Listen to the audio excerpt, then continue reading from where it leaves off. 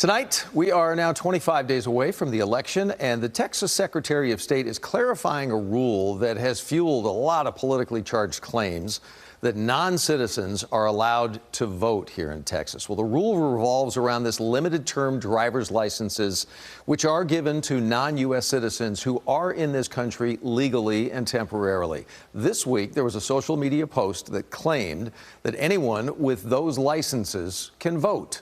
Tonight, the Secretary of State is making it very clear. Let me quote for you what they say. When an individual attempts to vote by presenting a temporary or limited-term driver's license, election workers must require that the individual produce a naturalization card or naturalization certificate demonstrating U.S. citizenship to receive a regular ballot. Our J.D. Miles now digging a little bit deeper for you into all this misinformation that spread like wildfire this week on social media. This is insane. This needs to be headline news all across X. Holy smokes. This is not okay. And I'm in Denton. What do we do? Where should we protest?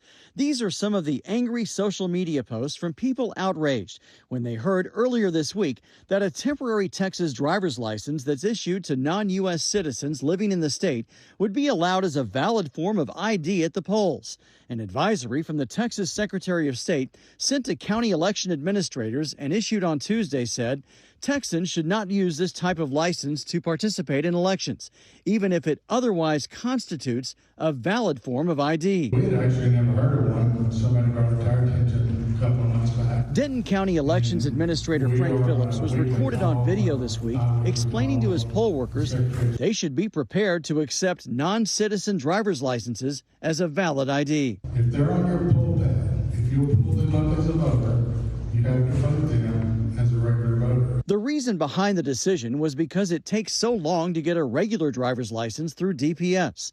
Some people could become U.S. citizens and then have to wait weeks or months to get an updated one issued to citizens. But even before announcing the changes, Texas election law required those using a non-citizen license as ID to be cross-checked on the polling list, showing that they are registered.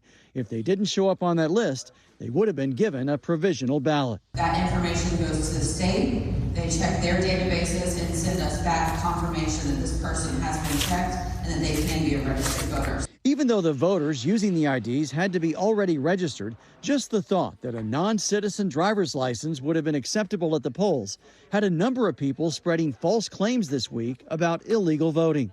It's fear-mongering, it's misinformation, it's patently false. Carlos Quintanilla is a longtime activist for Latinos and immigrants in Dallas. He believes no one who is undocumented would risk a felony criminal charge to try and illegally vote. I don't think someone that's undocumented is going to vote and jeopardize their legal status and get arrested and be deported, especially when they have family and businesses. Today's decision by the Secretary of State to also require new citizens to bring their naturalization certificates to the polls adds an extra layer of scrutiny that those concerned about election security are demanding. J.D. Miles, CBS News, Texas.